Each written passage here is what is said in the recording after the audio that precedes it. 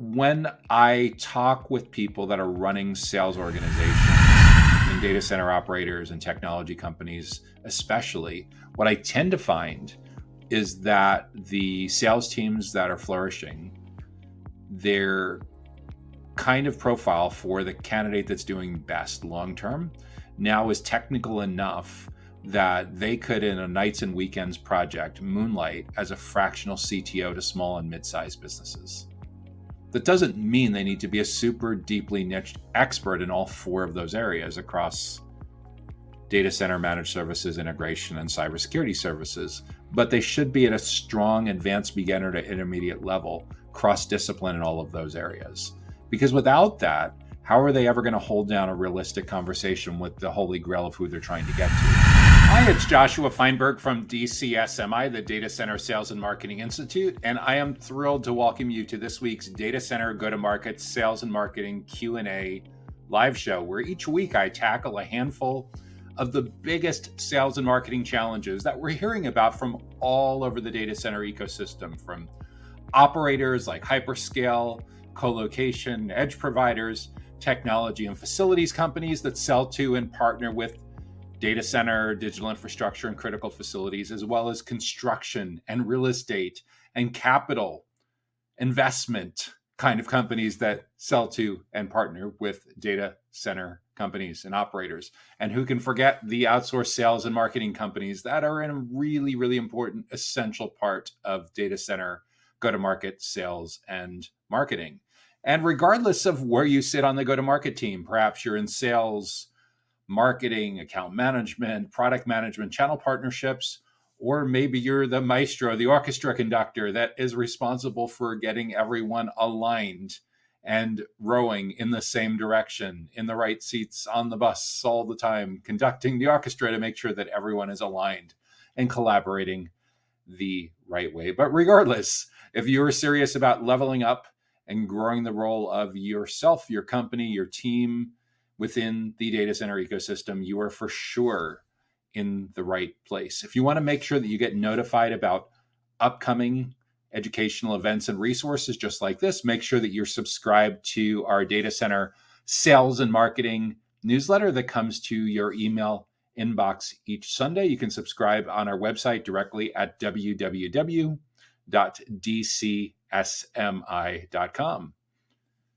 So what is on the agenda? What are the biggest questions that I'll be addressing this week? We're going to start by talking about how to improve lead generation for colocation, edge, and hyperscale data center solutions. After that, we'll turn our attention to how an IaaS, infrastructure as a service, and data center solution provider can market and sell their 40% underutilized capacity. After that, we'll turn our attention to how to market data center managed integration and cybersecurity services. Then we'll take a quick break for a message from our sponsor. And in the second half of this week's Data Center Go-to-Market Sales and Marketing Q&A live show, we will address how an IT infrastructure solutions company can attract larger customers, how a data center construction company can connect with digital infrastructure decision makers. And as we head down the home stretch on this week's Data Center Go-to-Market Sales and Marketing Q&A live show, we'll look at how an IT infrastructure provider can get more leads and grow its sales funnel. If you have an idea for a topic or a question or a challenge that we should address in an upcoming episode, be sure to leave that in the comments on whatever platform that you like to watch.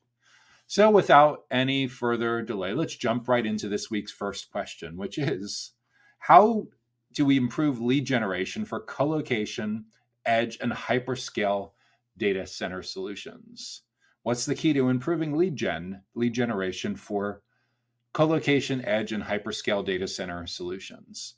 So the first big question that you need to ask yourself is, are all three of those lines of business, colocation, edge, and hyperscale, the same clients? If they're not, as they likely are not, you more than likely are going to need a different go-to-market strategy and a different sales and marketing playbook, perhaps different team members to really get good at addressing the lead generation needs for each of those segments. Colocation often is seen as like retail. You're selling you're selling some transaction, you're selling some short-term contracts, some long-term contracts, but you're selling at a price point that on the low end may be not much different than selling SaaS, so software as a service. So what does that mean? It needs to be heavily productized. It needs a super efficient process from lead generation to nurturing to closing to onboarding and getting the new client to initial value, intended value, and extended value. So they're delighted enough that it gives you an opportunity to perhaps land and expand, customer expansion kind of revenue, cross-selling, upselling. But in order for that to work, it's got to be a very smooth, well-oiled revenue growth machine, revenue growth engine. That's very different than selling hyperscale. With colocation, depending on where you're located, once you define your ideal client profile, which you'll need to do before you can do your lead generation strategy, once you figure that out, you may develop a target account list of a couple hundred or a couple thousand potential clients for your colocation. Hyperscale is like the opposite. We're dealing with massive unit economics, like 7-figure deals, perhaps even considerably more than that. And because of that, there tends to only be a couple dozen companies globally that would be a good fit for buying hyperscale data center solutions from you. So when your unit economics are so ridiculously strong, the lifetime value, average recurring revenue, all that stuff is so outrageously high, you can really, really, really invest aggressively in your lead generation program. And then it's a matter of realizing that, okay, you're not the only one that's investing aggressively in your hyperscale lead generation program because there's so much at stake. So competitive differentiation, positioning, all that, building a brand, all makes a massive, massive difference. Edge is a little different because with Edge, a lot of times you're looking to check off a box, meet someone's requirements that has to do with latency. It, in some cases, may have to do with governance or a specific location, but make no mistake, the value proposition for Edge is many times uniquely different than colocation, because there's a incredibly high premium on a very, very precise location, whereas with colocation, regional coverage or in a local metro area may be okay. A perfect example would be, let's take a data center operator that has 6 facilities in a major metropolitan area. And all 6 of those facilities offer a variety of different options. If you have a client that's on the other side of the country or other side of the world, they may be fine with being located in any one of those 6 facilities. With Edge, not so much. With Edge, they want a very, very finely tuned, precise location. So yeah, very, very different needs. Sometimes much quicker sales cycle, different business use cases, a different premium perhaps on density. How many kilowatts are going to be in the rack, whether there's GPUs involved, all that good stuff. So when it comes to your lead generation, yeah, the first thing is figure out if you have a homogenous customer that's going to potentially buy all 3, very unlikely, or you have 3 different kinds of clients. If you have 3 different kind of clients, I would encourage you to start by, once you've figured out that you need to segment into those 3 lines of business, 3 different ideal client profiles. So for each ideal client profile, define geographically where that ideal client is located in terms of metro areas, states, provinces, countries, continents, global. Second, define their company size. With hyperscalers, you're typically dealing with huge enterprises. With colocation, it could be all over the map, especially if it's retail in terms of ranges. But what I would encourage you to do is, when it comes to lead generation, you're probably going to want to normalize based on number of employees in that particular company. Headcount, as it's sometimes called within LinkedIn. That's especially important because if you're going to use tools like LinkedIn Sales Navigator or LinkedIn Campaign Manager, or even other competitive tools to there. Most allow you to query and filter based on a geographic parameter as well as a company size.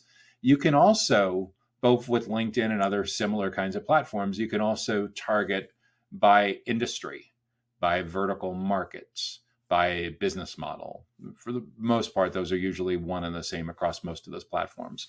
Why is that especially relevant? Because for a data center operator or an enterprise data center, when it comes to your data center solutions, regardless of whether you're talking about colo or edge or hyperscale, there is oftentimes, depending on where you're located, a very real possibility that you need to meet certain compliance requirements, certification requirements to do business in certain kinds of verticals, in certain kind of industries in that particular geographic region. So when it comes to your ideal client profile, that I would encourage you to document, to think through and document for each of these three segments, know geographically where they're located, how narrow or how broad that's going to be. Second, know roughly their company size, the bottom end of the range, what's like the minimum company size they need to be able to afford your minimums in terms of number of employees, or perhaps in terms of amount of revenue that you can usually also query in a lot of those tools. And what's the upper end of the range? Is there a possibility that when it comes to colocation or edge or hyperscale, that your company does really well with mid-market, but your close rate, your retention rate, your satisfaction, your NPS falls off a cliff with certain huge companies like over 10,000 employees or over 5,000 employees or something like that. So get really self-aware about where you're successful with your marketing and your sales and your customer success and long-term retention and satisfaction, and define those ranges for each of those lines of business. And then define the verticals, define the industries for each of those lines of business that intersect with your capabilities, that intersect with your skills, your expertise, your compliance, your credentialing. Once you have that in mind, as mentioned a few moments ago, you can use that ideal client profile and then build out your target account list. And then from there, define the buyer personas that are in each of those kinds of companies that you want to market and sell and service to. For example, when it comes to your ideal colocation client, who is the most important economic decision maker and who is the second most important economic decision maker? The most important colocation decision maker, person on that decision committee, we're going to call your primary buyer persona. The second most important person, we'll likely call your secondary buyer persona, depending on how big or complex your sales process is, how big the deal size is, how big the clients are. You may have a tertiary buyer persona. You may also eventually introduce negative buyer personas where you're keeping track of a certain kind of person that if they show up in your sales process, it's not a good thing. It could be, the whole deal could be called into question. So that's your negative buyer persona. And I would encourage you to also go through your other two segments, your edge ideal client profile and your hyperscale ideal client profile, and think through who the most important and second most important kind of stakeholder is. In some cases, your case studies, your logos, your CRM, your closed one, your successful clients will give you clues about who the typical people are that are involved in each of these roles. Designate them and prioritize them. Once you know who these buyer personas are, then the next step before you do your lead generation is to do some customer insight research and figure out, by looking at a representative sample of at least 5 or 10, perhaps as many as 15 or 20 people in each of those segments, either through interviews, Zoom interviews, surveys, studying their LinkedIn profiles, how they self-describe, the kinds of content that they interact with, that they share, all that good stuff. Once you find the consensus on each of those buyer personas' most important goals that they're trying to achieve professionally, individually, as a team, as a company, and conversely, their frustrations, their challenges that they have in common at the individual level, at the team level, at the company level, those goals and challenges are the key unlock to getting your messaging right. They're the key to relevance. They're the key to giving those potential clients, those leads, a reason to pay attention to you in the first place. In other words, if you skip everything that I've just been talking about for the last several minutes and go with what you think your definition of a lead is, and it's not a customer-centric, a client-centric approach, there's a really good chance that everything that you do going forward is just not going to resonate with the intended target audience. If you want it to resonate, if you want to be able to grab them by the virtual shirt collar as they're scrolling by and pull them into your world, exuding relevance, exuding expertise about how your company is exceptionally gifted and talented when it comes to your colocation and edge and hyperscale, it is incredibly important to not only get consensus on their goals, but get it in their own words. Not what you think those words are, but what their words actually are. How do you know what their words actually are? Because you asked them and they told you, and you crafted the consensus together. That's the key to getting a content strategy together, getting website copywriting and product marketing and sales enablement together, and lead generation offers, both educational resources and educational events that really, really knock it out of the park and resonate for the most important stakeholders that are going to be involved with researching and comparing and evaluating pricing when it comes to your company's colocation, edge, and hyperscale. Don't even think about getting started with lead generation until you know why someone should pay attention to you. What is top of mind for them that they're struggling with? What's top of mind for them that they need to figure out and show up in a way that gets you out of the vendor box so that they see your lead generation offers as the equivalent of extraordinarily valuable consulting. So instead of them seeing your sales team, your account executives, your sales development reps as a transaction-focused vendor, they in turn will see your team as consultants, subject matter experts, teachers, trusted advisors, perhaps even thought leaders. That's the key to getting your lead generation strategy right when it comes to colocation, edge, and hyperscale. But you're not done quite yet. It's also really, really important to understand that in the self-guided buyer's journey, which is the predominant buyer's journey that people now go through when it comes to making decisions around colocation, edge, and hyperscale, it's incredibly important that we not only understand who they are and what they care about, but where they are in their journey. By default, most colocation, edge, and hyperscale providers that don't have a client-centric approach are acting as if every person that knocks on their virtual door is ready to buy today. Imagine like somebody going out on a first date and one person sitting at the table was insistent that they get married today.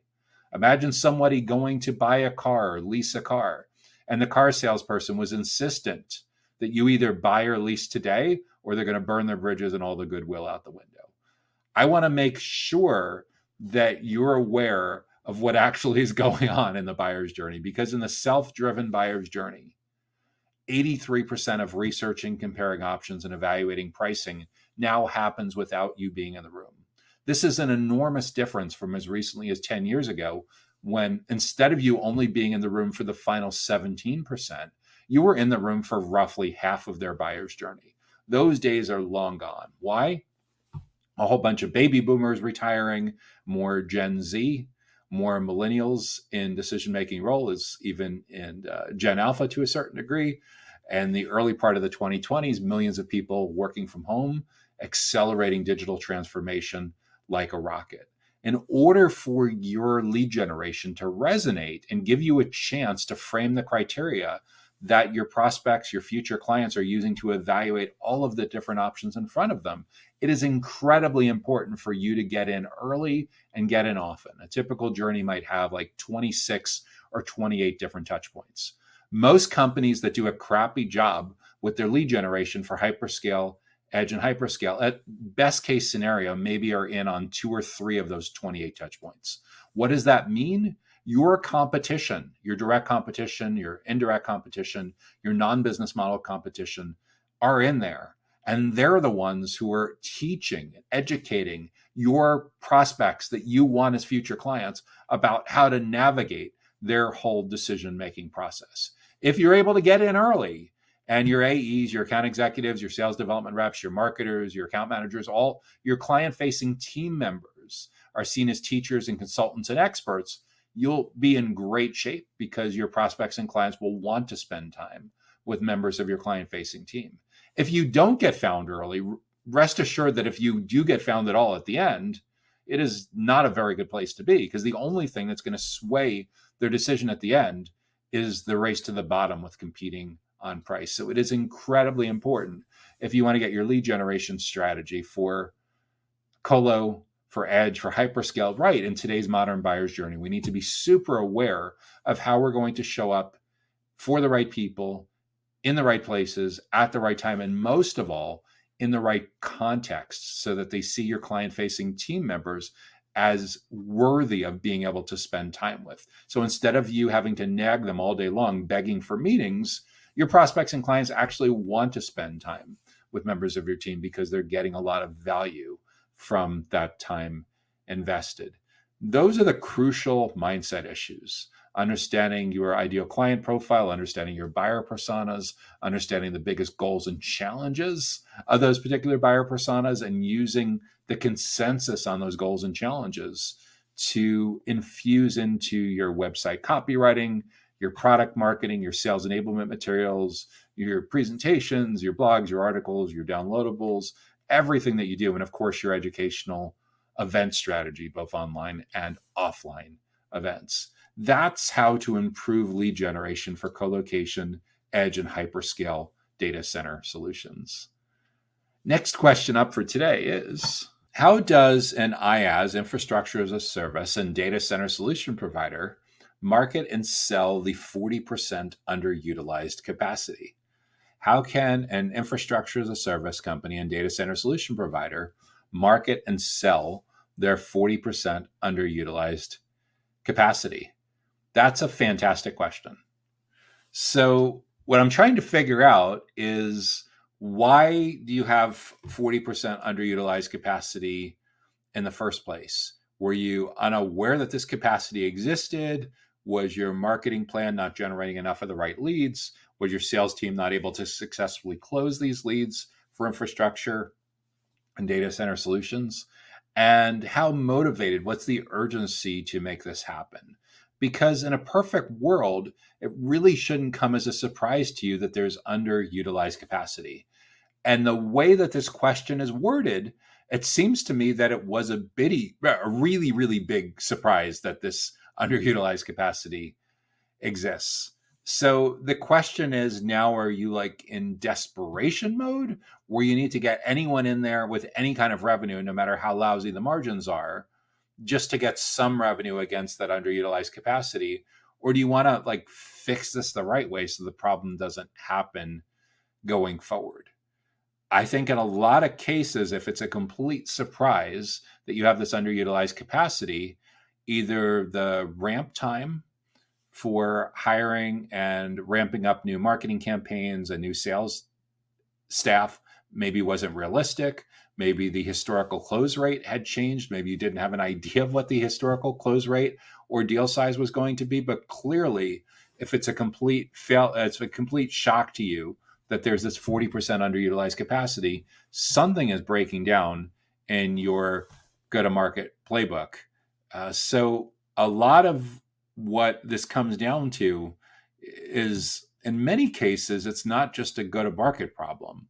A lot of times this is a CFO board level kind of problem where the average deal size is not hitting what you thought it would be.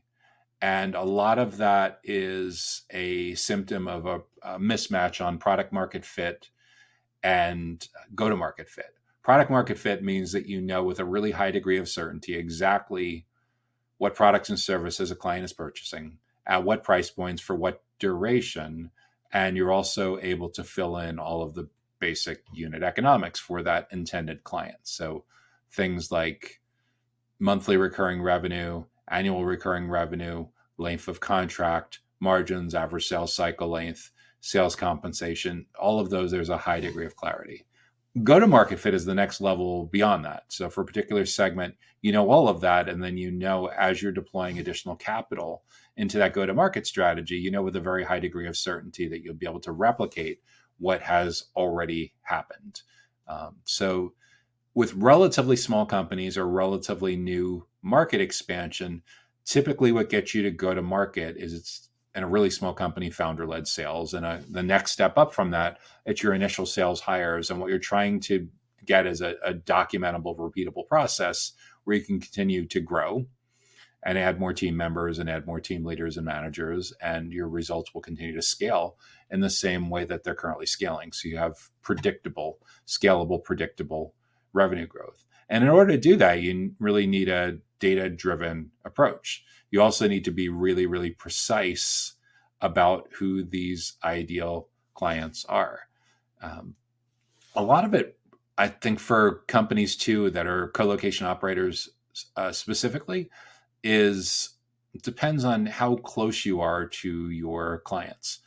A lot of times, especially with relatively small operators, when they struggle to scale their marketing and sales plan, I see this infatuation with channel partners or commission-only brokers.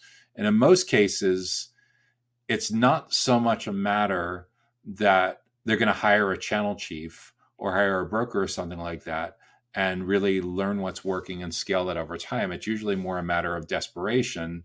They're trying to find someone that's unsophisticated enough to take on that assignment that doesn't realize that the proper foundation hasn't been put in place yet. In other words, hate to use the phrase like premature abdication, premature delegation, premature channelization, channel partnerization, something along those lines. But yeah, it's super, super important if you're going to prevent these 40% shortfalls, or if you really want to have good clarity around the key levers and dials in your business, it's not going to be found by initially trying to throw together at the last minute an ad hoc commission-only sales program or channel partner program.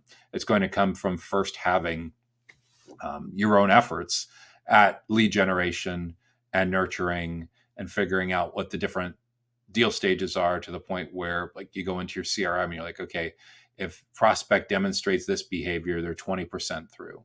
If prospect hits this next milestone, they're 40% through. So you can literally take like the estimated deal size and forecasted close date and the probability for each of those deal stages, and you really, really know what's going on at a deep level.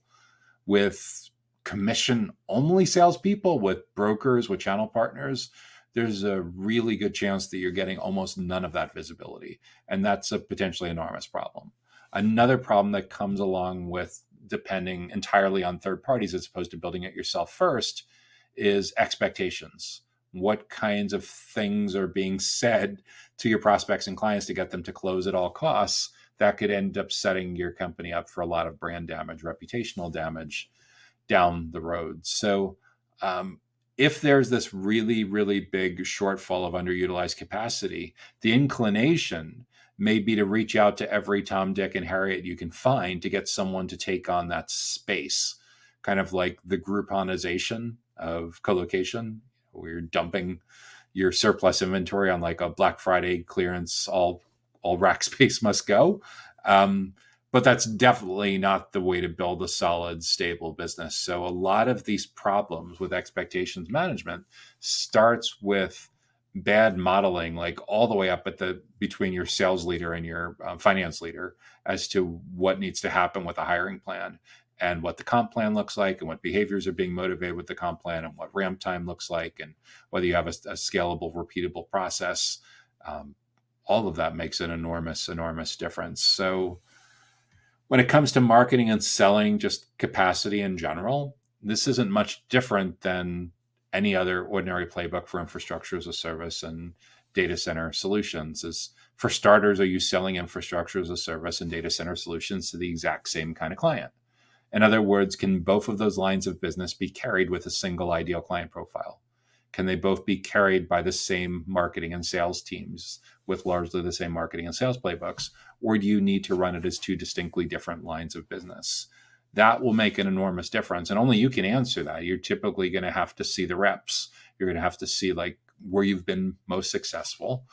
When somebody looks at your case studies page or looks at your logos or looks at your closed won, your existing customers that are sitting in your CRM system, are they all the same? Or do you find really big distinctive differences in the profile, in the ideal client profile, in the demographics essentially, and the behaviors across those two different lines of business. Once you have clarity on that, it's down to like in those kinds of accounts, who are the key people, and in those key people, what do they care about? How can we show up early and often so we exude our expertise around infrastructure and data center solutions, and we motivate those targeted buyer personas to want to spend a ton of time with our client-facing team members in their early and middle stages of their research and decision-making process, not just the tail end. A lot of people mistakenly believe that if they get contact at the tail end, that everything's going to be great. The problem is, in a self-driven buyer's journey, where 83% of the researching, comparing options, and decision-making is happening before you're in the room, if you don't have a creative way to show up as the teacher, as the consultant, as the subject matter expert, as the educator, as the thought leader, it's a very, very uphill battle to change people's minds if you didn't make a really strong brand impression during a lot of those first 28 touch points of the buyer's journey. So for a lot of companies that struggle with this kind of thinking, these are cultural changes. So in other words, getting your marketing and sales team in a room pointing fingers at each other and yelling at each other is not going to solve this. This is a culture problem for a lot of companies. And the reason why it's a culture problem is a lot of the playbook that you may be using may have been fantastic throughout the early 2000s and deep into the 2010s, but we now live in a world where buyer behaviors are very, very different. And if you're still marketing and selling the same way you did 5-10 years ago or more, you may be running out of steam a lot more rapidly than you think. It's interesting when you look at even the demographics of your target buyer personas. I am Gen X, and I interact with a lot of people that are millennials and a lot of people that are Gen Z and even some baby boomers. And I can tell you that in this industry, the baby boomers that are still actively working are all super comfortable using LinkedIn. They're all very comfortable going to webinars and speaking at webinars and being interviewed on podcasts. So I have no idea, when I see people using a playbook that they haven't touched in 10 years, who the heck they think they're marketing to, because even the edge cases are far more digitally savvy than their plans and their investments are likely accounting for. So your brand is no longer limited to your logos and your hexadecimal colors and your fonts. Your brand is now everything that the marketplace says about your company when you're not in the room.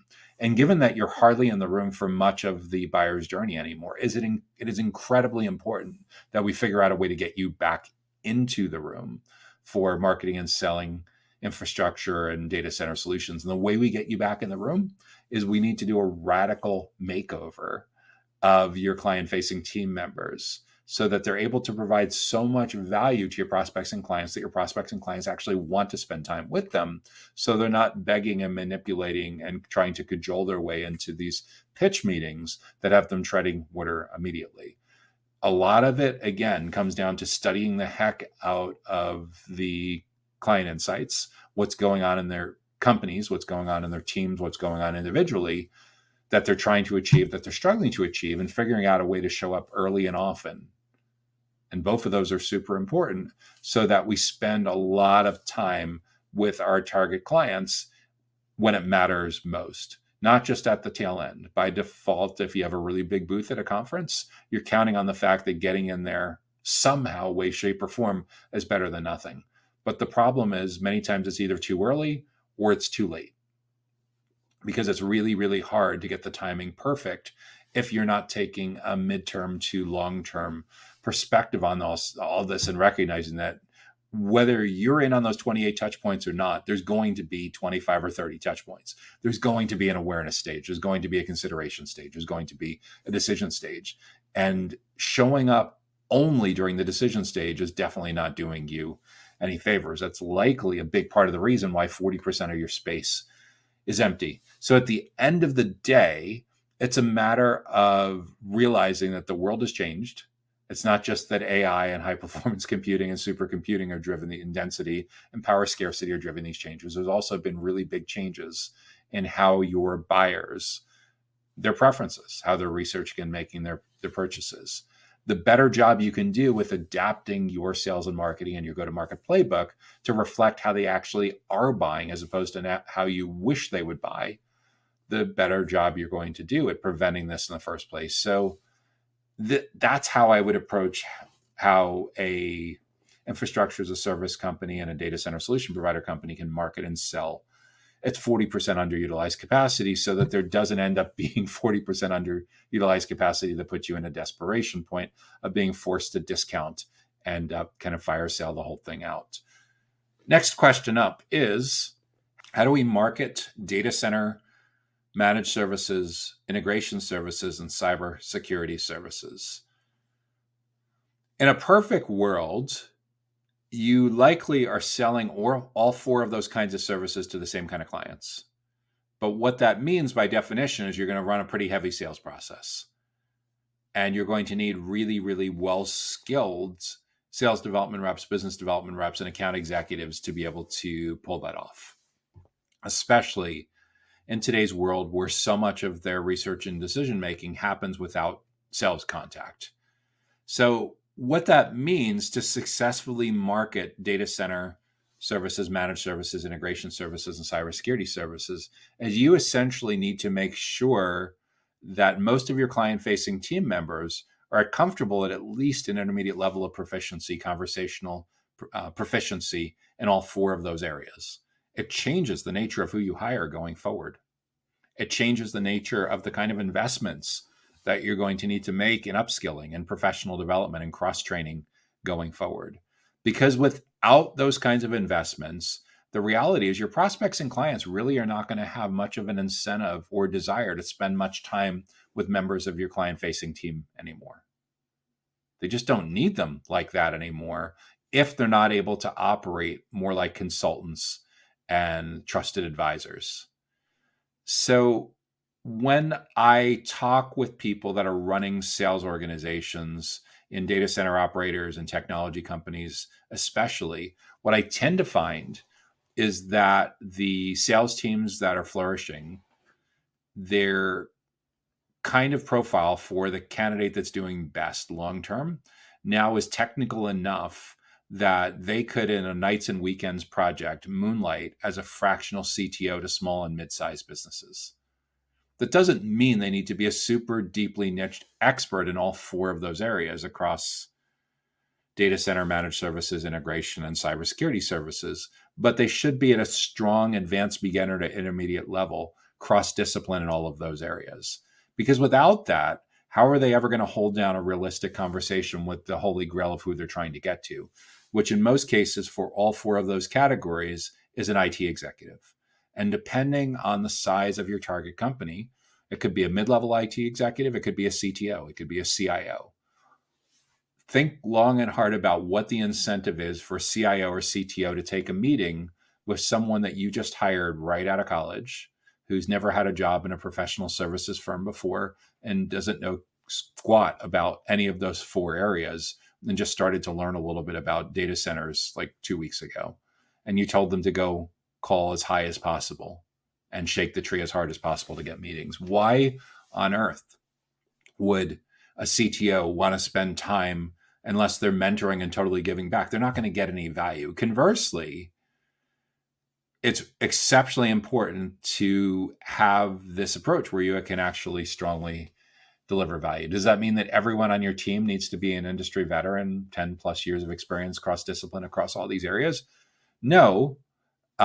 However, if you want to flip the switch so that you get out of the vendor box, so that your prospects and clients see value in spending time with your client-facing team members, you really do need to think about a radical repositioning. Does this mean you should immediately go into the job title on your email signatures and LinkedIn profiles and on your business cards and do a find and replace? If only if it was that simple.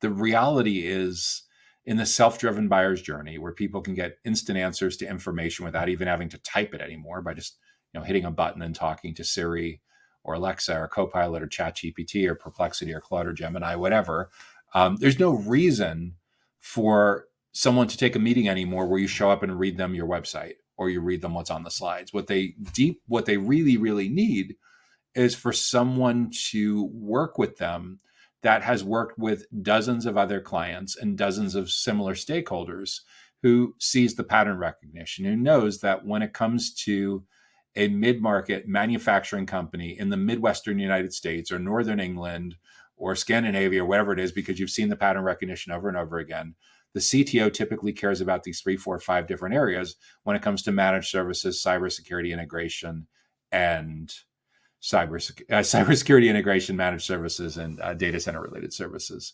And the better job you can do of understanding that path that that kind of stakeholder goes through, all 28 of those touch points, the more you can guide them to the next logical step.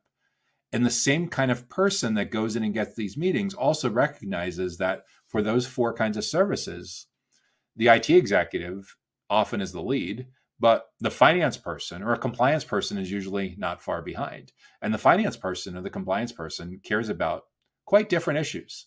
We need to know what those issues are, and your team members need to be trained on being a valuable guide for that. So what this comes down to is largely to be able to continue resonating and getting out of the commodity broker business. Your team members will almost certainly need to specialize, because they can't be an expert on 14 different vertical markets in 37 different geographies for 32 different kinds of company sizes. So the better job you can do at dialing in that ideal client profile and getting really specific about the target account list and who the case studies are, the use cases, the proof of concepts are, the better job you can do with making sure that you're staffing up your sales organization, your marketing organization, your account managers, your product with people that have a really good chance of succeeding, because they're bringing strong domain knowledge with them at the intersection of solving business challenges for a specific target client. That's really the unlock with all of this, is marketing data center managed integration and cybersecurity services, is being super aware of who that ideal client is, who the most important stakeholders are, what their biggest goals and challenges are, and building a plan for publishing and promoting and distributing educational resources and inviting those same people to educational events, both virtual events and in-person events, where they get a ton of value out of spending time with members of your team. So much so that they don't feel a lot of need to spend time with members from your competitors' teams, because they're learning so much from your team. And when you do that really, really well, you'll nearly guarantee that you stay on the short list. When you do that exceptionally well at a world-class level, your prospects and clients will spend so much time with members of your sales team that competitors will start to drop off the short list, because it becomes painfully obvious to those prospects and clients that no one can hold a candle to the value that you've already demonstrated during the sales process, because your sales process is so exceptionally valuable to that particular stakeholder and that kind of client that it feels like they're getting $1,000 an hour or your local currency equivalent consulting. It feels like they've engaged PwC or EY or Deloitte or KPMG, like big 4 kind of consulting. When you're able to do that at scale and build a playbook against it, the magic starts to happen with your marketing, with your lead generation, with your nurturing, with your sales enablement, and ultimately with your retention. Because we all know across all of those categories, data center, managed, integration, and cybersecurity, a lot of retention problems and a lot of retention opportunities start long before the client is ever signed up. So build the foundation the right way. You're in it for the long haul. You want clients that are in it for the long haul. Get this right, because there really isn't a lot of alternative unless you truly believe that the sales playbook is going to roll back to how it was 10, 20, 30 years ago. In other words, dig out the phone books, go get the fax modems, power up the Blackberries. If you truly believe that, then you can probably ignore what I've been talking about for the last several minutes. But if you're painfully aware of how much the journey has changed, and you see that going forward, it is incredibly important to get out of the vendor box and not just be peddling a commodity, it's incredibly important for your client-facing team members to get that super important makeover. So when it comes to data centers and managed services and integration services and cybersecurity services, that the amount of value and expertise that you're getting from your client-facing team pre-sales and post-sales is just off the charts, incomparable, And it just plants a flag in the ground that says we are the definitive experts about anything and everything going forward for this particular ideal client profile in a certain geographic region, at a certain company size, in a certain kind of industry or vertical business, and our expertise on what we do best. So that's how I would approach how to market data center, managed integration, and cybersecurity services. And with that, we're going to take a quick break for a message from our sponsor.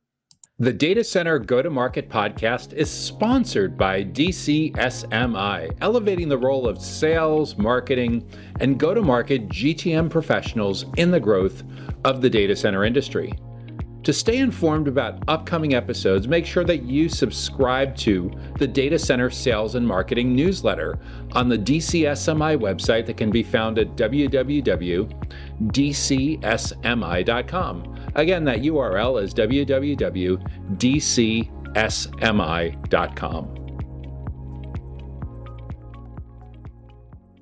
Hey there, Joshua Feinberg from DCSMI, the Data Center Sales and Marketing Institute. We are all about elevating the role of sales, marketing, and go-to-market professionals in the growth of the data center industry.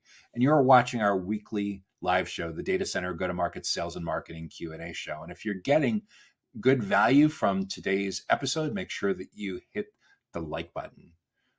And if you have an idea for a topic, for a challenge you're running up against, for a question that you'd like us to address in an upcoming episode, make sure to add that into the comments, and we'll consider adding it to the queue for an upcoming episode. So what's up next? Next question is, how does an IT infrastructure solutions company attract larger customers? How can an IT infrastructure solutions company attract larger customers? That's a fantastic question. And it's one that I hear quite a bit from companies that sell digital infrastructure. So let's first get really specific about what we mean by larger customers. And for that, as you've likely heard me talk about in the past, we need to get really specific on your ideal client profile, your ICP. Where are they located geographically? What is their size in terms of number of employees, headcount, as it's sometimes called, or perhaps even revenue?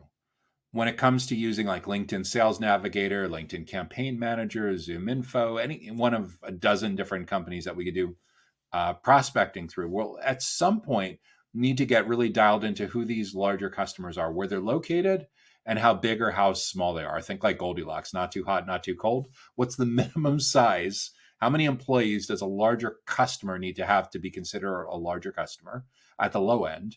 And what's so big that they may be not practical for us to work with at this point because they would do what we would do in-house, or they'd be looking for a global provider who can service them at a completely different level. So in order to get everyone on the same page across your whole go-to-market team, across marketing, sales, account management, your product, your channel partnerships, your executive, your board, CFO, whoever else is involved in these kind of conversations, document that ideal client profile, document by what you mean by larger.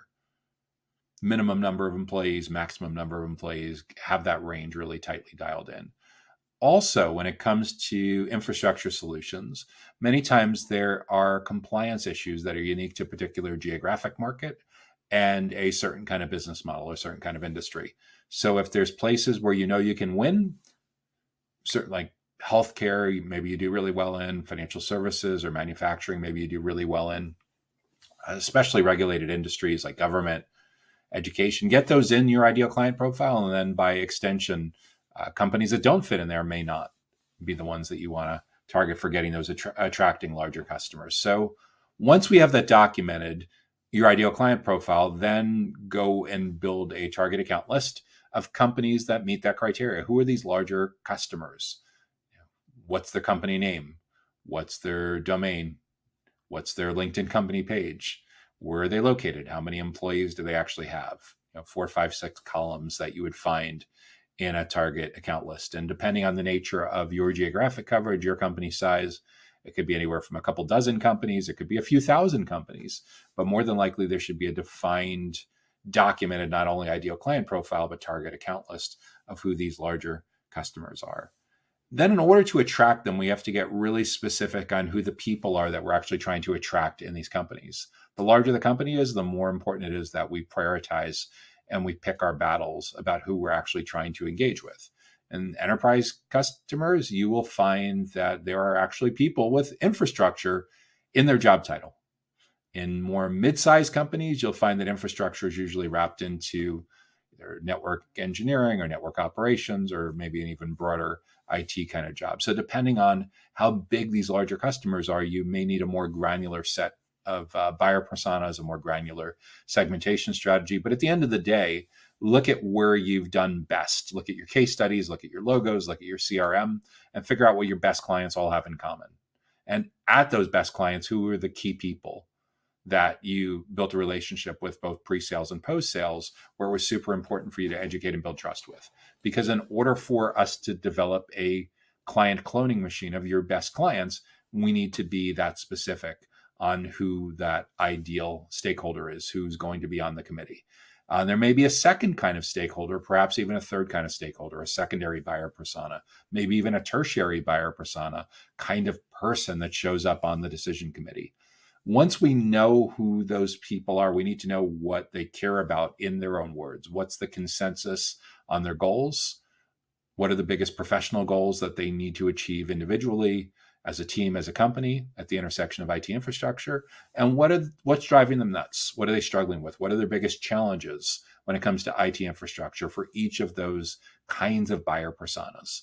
Once we understand the consensus on the goals and challenges in their own words is incredibly important. Not what you think those words are, but what words actually come out of their mouth, because we need to make sure that our website copywriting and our sales enablement, our prospecting, all that stuff needs to really, really resonate to be their exact words, not what we're guessing those words are, but what the words actually are. So doing the actual research, the interviews, the surveys, studying their LinkedIn profiles, all of that is incredibly important to getting the consensus on the people at these larger customers that you want to ultimately be able to market and sell infrastructure to. And from there, from those buyer personas, you'll be able to back into a content calendar, copywriting for your website. You'll be able to figure out like what educational events would look like, what the titles are, what the bullet points are, what you're going to cover in virtual events, what you're going to cover in in-person events, for anything and everything that's important to your most important stakeholders about IT infrastructure. And then we need to make sure that you're able to show up in a way that adds value to their professional lives, oozes value, exudes value at a level like that just causes their jaw to drop at how incredibly valuable the insights and educational resources are that you're sharing with them.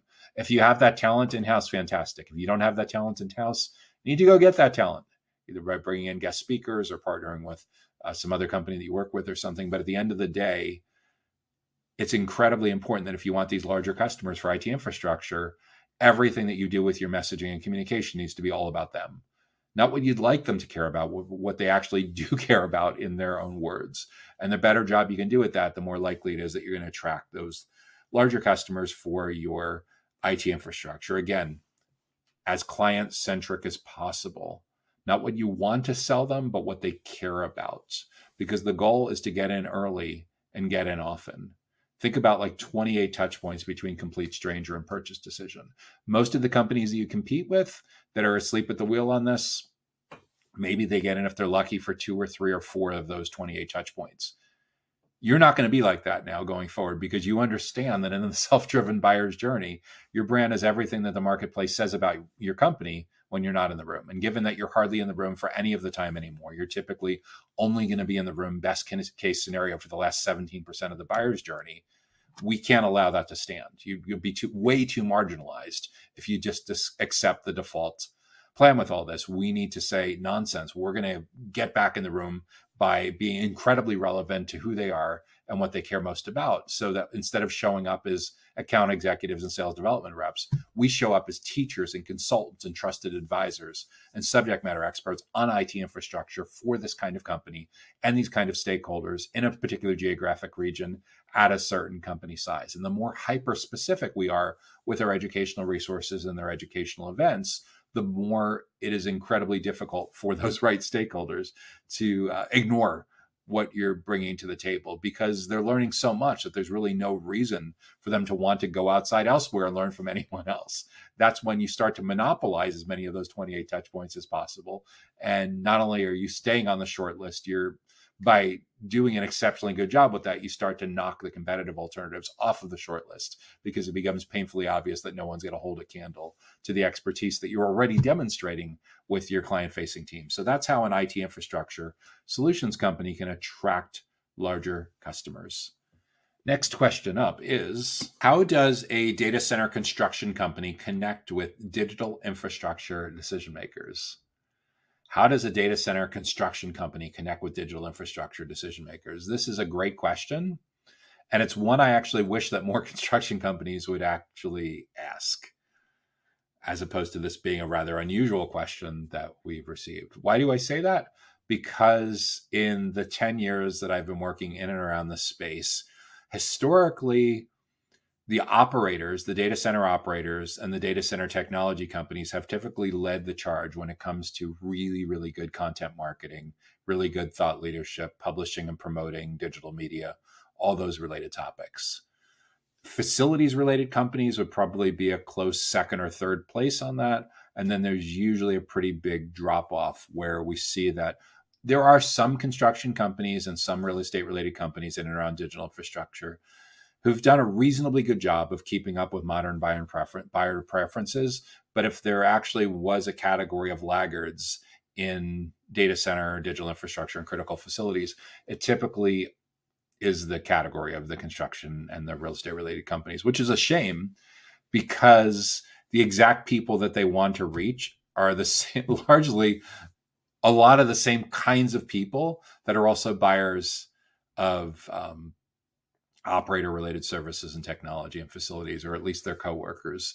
And they largely have the same digital preferences now, where they're spending most of their time researching and pairing options before they are ready to get to the point of a sales conversation.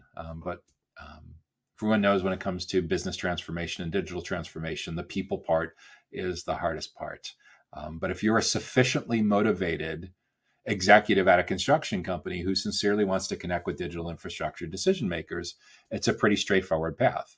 You just need to be realistic that although you're one of the earlier ones in your category to get in there, your buyers are typically already very, very deeply have very deeply ingrained expectations of what great educational content resources, what great thought leadership resources look like, because they get that from everywhere else in the data center ecosystem already. So let's think about what your playbook should look like, as long as you have reasonable expectations on playing catch up with all this and recognizing that there's a lot of competition for people's attention. So when it comes to digital infrastructure decision makers, let's look at where you've been most successful. Construction companies are typically either general contractors or specialty contractors. And depending on the nature of your business model, there are different kinds of stakeholders that you need to educate and build trust with.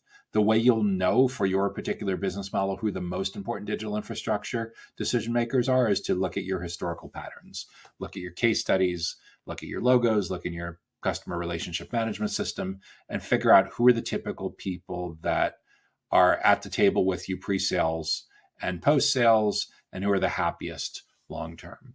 For construction companies, sometimes they're marketing direct to developers, sometimes they're marketing direct to investors, sometimes they're marketing direct to portfolio people at venture capital, private equity, kind of the capital side. And in some cases, they're also marketing to specialty contractors within the space. Again, what's going to work best for you, it really depends on how generalized or specialized your company is, and how big or small your company is, and how big or small your target clients are. But if you were looking strictly for digital infrastructure decision makers, you need to be specific about who these digital infrastructure decision makers actually are. Because for like an operator or a technology company, if you went and you looked at LinkedIn for people that have infrastructure in their job title, that are an IT job title, it's very likely that those folks are really much later in the life cycle than you want to be building relationship with. They're dealing with the data center has been built out, it's been commissioned, it's up and running.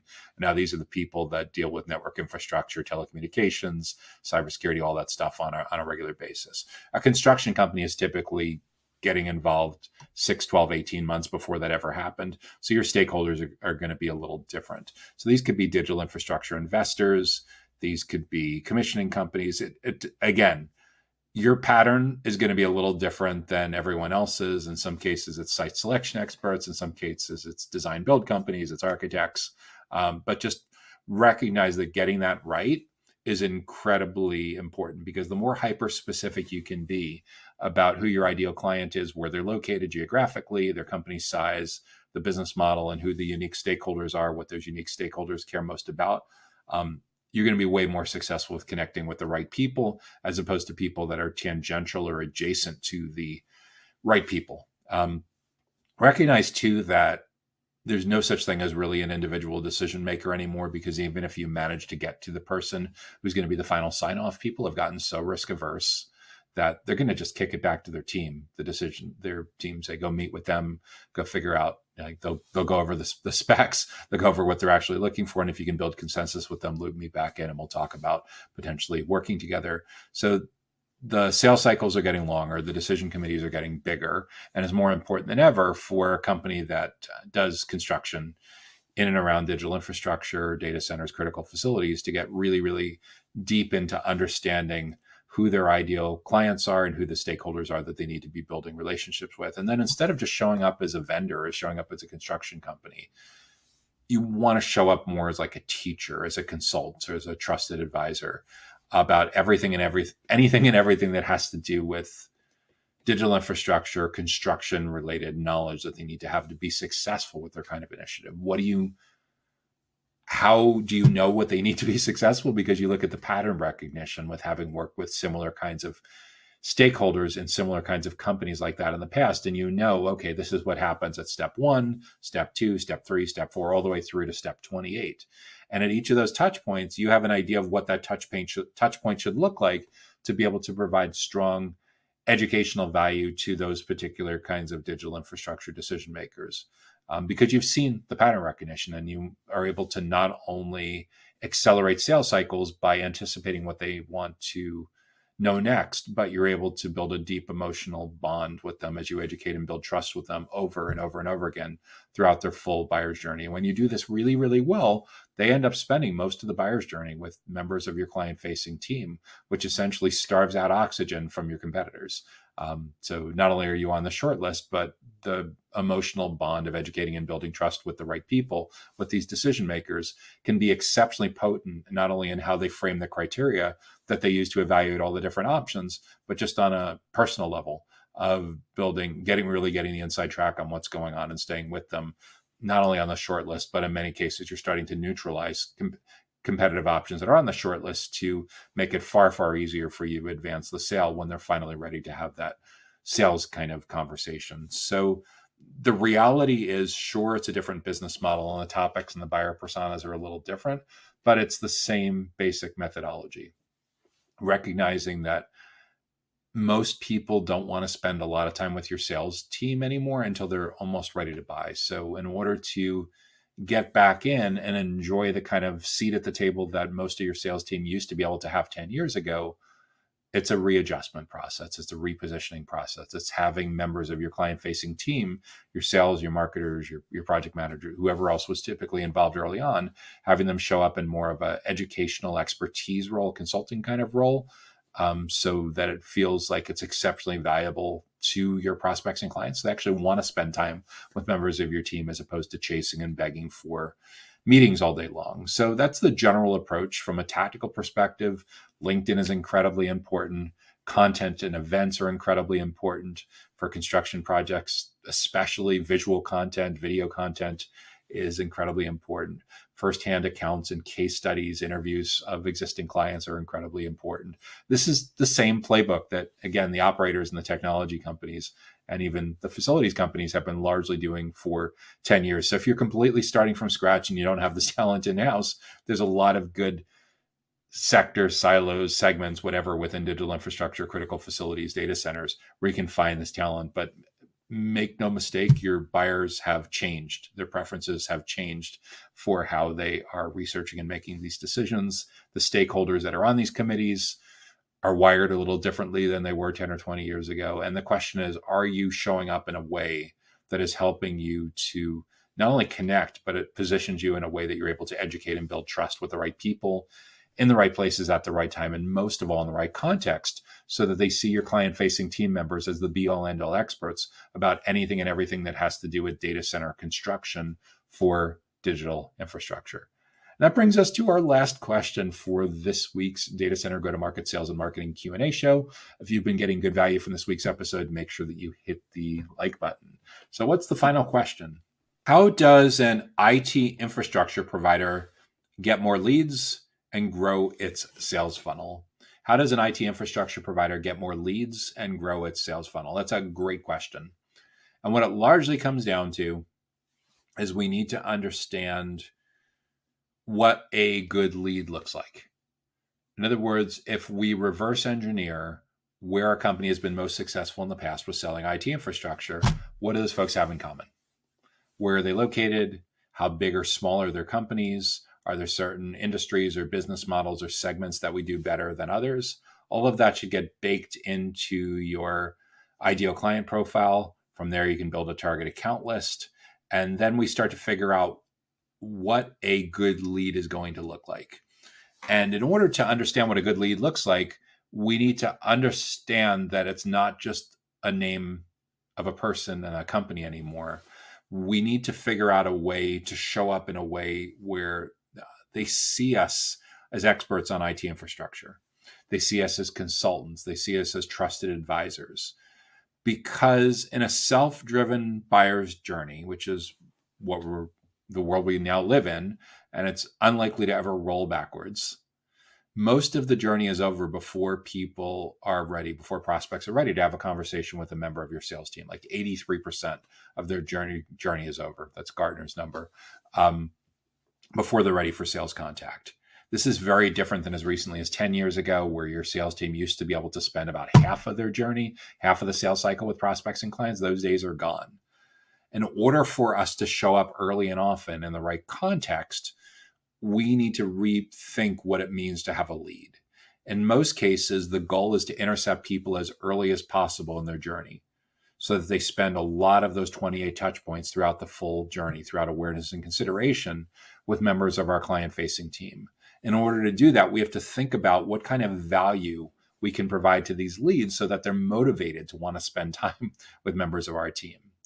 And in order to do that, we need to get really specific about who they are, what they care about, what their biggest goals are, what their biggest challenges are, and how we can deliver strong professional educational value to them that motivates them to want to spend time with members of our client-facing team. Because by default, most companies that you compete with are incredibly self-absorbed and incredibly selfish when it comes to trying to force these conversations onto prospects and clients, which means that if you're able to show a reasonable amount of empathy, of walking a mile or a kilometer in their shoes and understand what they're actually going through in their job, what their goals are, what their team's goals are, what their company's goals are, and what they're struggling with the most, to the extent that you're able to show up as a resource that helps them close the gap on what's necessary to get to their IT infrastructure goals and solve some of the IT infrastructure problems that are messing with their work-life balance, that are screwing up their vacations, that are causing all kinds of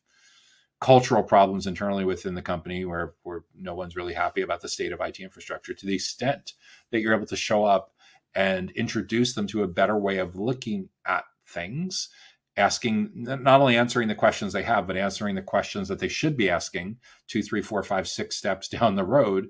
Not only does that help tremendously with sales cycle acceleration, it builds a strong emotional bond where they see your team more as educators and subject matter experts rather than a traditional IT infrastructure vendor. The good part is, from your perspective, a lot of the companies that you compete with haven't gotten the memo on this and are still selling the same way they did 10 years ago. But that gap is not going to exist for long. Most companies are figuring out that they're banging their head against the wall using an outdated playbook that pretends as if like 90% of the decision makers are Gen X and baby boomers. We know that with 10,000 baby boomers a day retiring, we know that the early 2020s with millions of people working home, accelerating digital transformation. We know with more millennials and Gen Z and even alphas and Gen Alphas moving into decision committees, we need to adjust to the way that modern buyers are researching and comparing their options for digital infrastructure. So if you're serious about getting more leads and growing your sales funnel, we need to understand what they care about. And all of our lead generation offers, all of our lead nurturing offers, all of our educational events need to zero in on what's most important to them and providing exceptionally strong value that motivates your prospects and clients to want to spend time with members of your team. So that's the unlock for better downloadable content. That's the unlock for better webinars, better educational events, better lunch and learns, better all of the above, is getting super specific on who they are, what they care about, what's driving them nuts, and figure out a way with education and consulting and subject matter expertise to demonstrate extreme value so that they want to spend as much time with your team as possible, because they're learning how they can get to a better place with achieving their IT infrastructure goals and addressing some of their biggest things that are driving them nuts about their existing IT infrastructure. So that's how an IT infrastructure provider can get more leads and grow its sales funnels. Extreme empathy for your most important buyer personas at the right kinds of companies, and showing up in a way where you basically have a sales transformation, a sales makeover, so that you're coming up with much better synonyms than what's currently in your email signature, on your LinkedIn profile, and on your business card for the job titles. And you can't just give lip service to doing a find every place on these job titles. These are cultural changes. It changes the nature of who you hire. It changes the nature of where you make your professional development investments. It changes the nature of your upskilling. And for most companies in and around IT infrastructure, your client-facing team members should have a strong enough skill set that it feels like nights and weekends they could go out there and hang out their shingle as a fractional CTO for small and medium-sized businesses. That's what I'm seeing over and over and over again among IT infrastructure companies and data center operators when I talk with sales leaders and members of their sales team.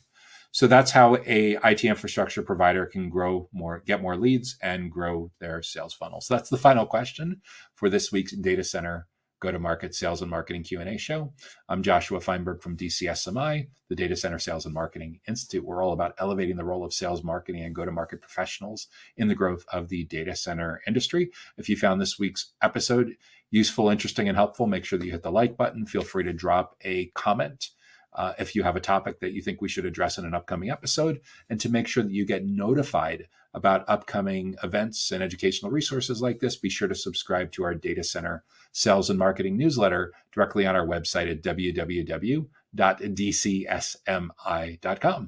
Look forward to seeing you back again next week. Enjoy the rest of your week as we head down the home stretch on our quarter, our year, and wishing you great success in growing your role, your team's role, and your company's role in data centers, digital infrastructure, and critical facilities. Take care now.